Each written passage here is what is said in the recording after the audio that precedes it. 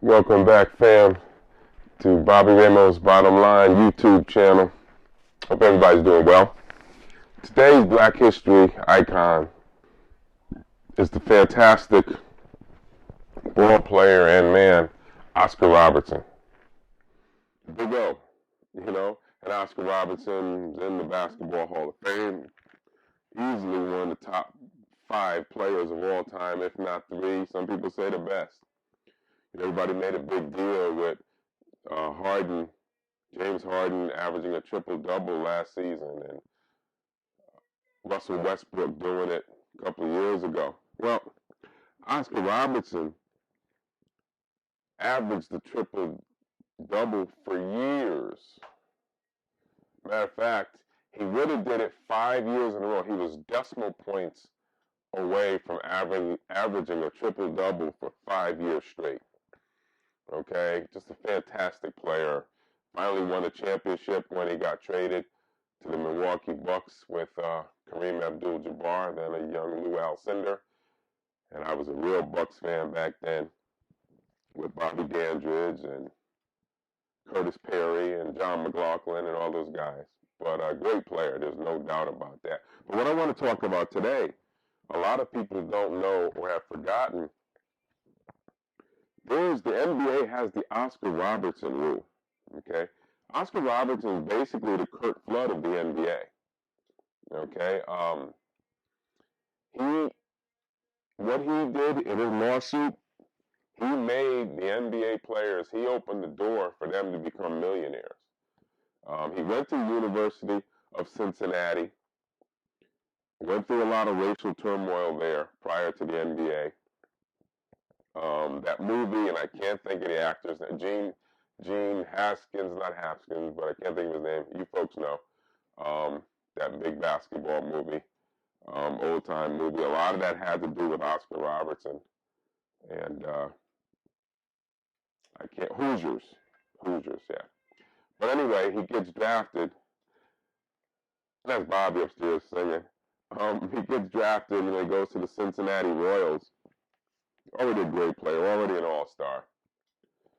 Former player, great player with the Celtics, Bob Cousy, was the player coach.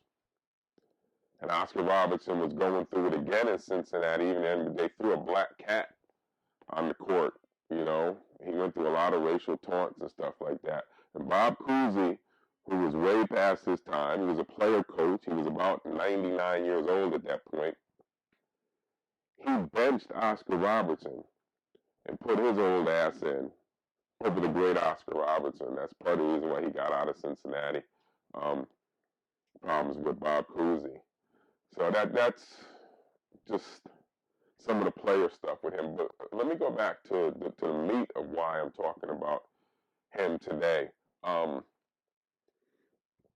He brought free agency basically to the NBA. This was 1965. And he becomes the president of the Players Association in the NBA. And he had some assistance with the lawsuit. It was signed also by John Havlicek and Bill Bradley from the Knicks. A lot of prominent players, but he was the face. He was the president. And the other thing I want to let you know, this was 1965. The NBA, believe it or not, was still predominantly a white league. In 1965, the NBA was still predominantly a white league. And a lot of people would be amazed by that today, but that's just the way it was, and back then. That being said, he is also, since he was the president of the Players Union, 1965, he's the first black man in history to be named the president of any sports or entertainment labor union. He was the first. Big deal. And like I said, he was basically the Kurt Flood in it.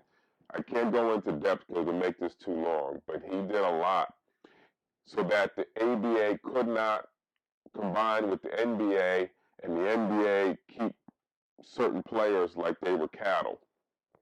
And players didn't have to just stay with the team for the whole length of their career. He opened up free agency. So he brought growth and prosperity to the NBA. Great man, great icon, great leader. My dealings with him, I did a little bit of a 2-hour interview with him. He had a documentary out, and I wrote about him for a website out of New York that I was writing for in those days. And we got into everything under the sun. And matter of fact, based off that interview, this is one of my treasures right here that I keep on the wall. I know you can't read it, but it says in blue letters from the desk of Oscar Robertson to the network I was working for. Regarding Bobby Ramos, to whom it may concern, Bobby Ramos did a great job writing the story of myself, Oscar Robertson, for your network. Mr. Ramos put in a lot of time, effort, and research before conducting the interview. His hard work and enthusiasm showed in the questions he asked, and I was pleased with the finished piece he wrote. I would welcome the opportunity to work with him again sometime in the future. Sincerely, and it's signed Oscar Robertson, and then it's typed Oscar Robertson Hall of Fame 1979. So this is one of my big time treasures. One other thing I want to tell you before I go today is the story of how I met Oscar Robertson, and this tells you a lot about the kind of man that he is. The Nets had a media day, and they had just drafted Kenyon Martin, who was also from the University of Cincinnati. And I walk in, and all this media's around, all these players, and I'm walking in, and I'm by myself, and I see a guy. I said, man, it looks like Oscar Robertson. He's sitting at a table by himself. All the New York media there, all the New Jersey media there, because this is the opening for the media to talk to these players on the Nets, and they're going to have quite a team. They had Keith Van Horn and Kenyon Martin and all these people. But anyway, I walk over to him, and it's him, and he's sitting by himself. And I'm telling you, there's like a good 50 to 65 media personality here. Nobody's talking to him. Because Oscar, he had been through so many things racially, he just got tired of a lot of the media, and he was very key. He could be surly, and he was straight to the point. And I found a lot of old school brothers were like that, rightfully so. Whether it was Bill Russell, whether it was Jim Brown, whether it was him. But anyway, I walked up to him, and I introduced myself. I said, Mr. Robertson, my name is Bobby Ramos. I do a sports show, and I'd like to interview you. And he goes, yeah, young fella, sit down. So I sit down, and I start interviewing him. We're asking questions, he's answering, we're getting in. About maybe 5-6 minutes later, you can feel stuff. I feel people behind me. And I look as he's answering something, and I see maybe 10 to 15 media guys lined up behind me. And an NBA suit, a guy who I didn't know, comes up, and let me put this away. Comes up and says, yeah, Mr. Robertson, we have a lot of people waiting to speak to you. CBS and ESPN, all these people would like to speak to you. And Oscar Robertson looks up at the guy. He goes, oh, really? They want to speak to me now? He said, let me tell you. He said, I'm going to finish talking to this young fella here. He points to me. I'm going to finish talking to this young fella here.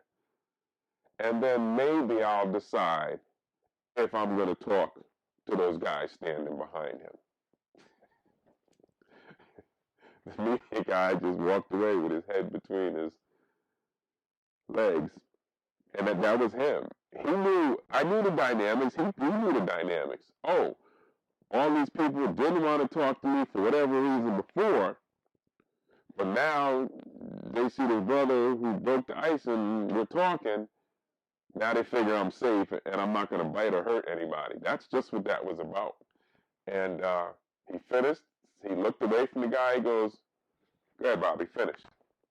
And I finished the interview. At that point, like another 7 or 8 minutes. Because it was impromptu. I didn't know he was going to be there. And I was just asking him stuff off the top of my head. So Oscar Robertson is an icon, a legend, a hero. And sad to say, not as much as Jackie Robinson, when players didn't know who he was, current players. It's always bothered Mr. Robertson that there are players today who don't pay homage to him putting his job on the line, fighting for them. He's just a real stand-up kind of guy. He's an old school kind of guy, the way my father was. So that's it on Jackie Robinson, on Oscar Robertson. Thank you for checking out Bobby Ramo's YouTube channel. Check out my website, BobbyRamosBottomline.com. And thanks for tuning in. Check out tomorrow because you know I got a lot more to say. Ha ha!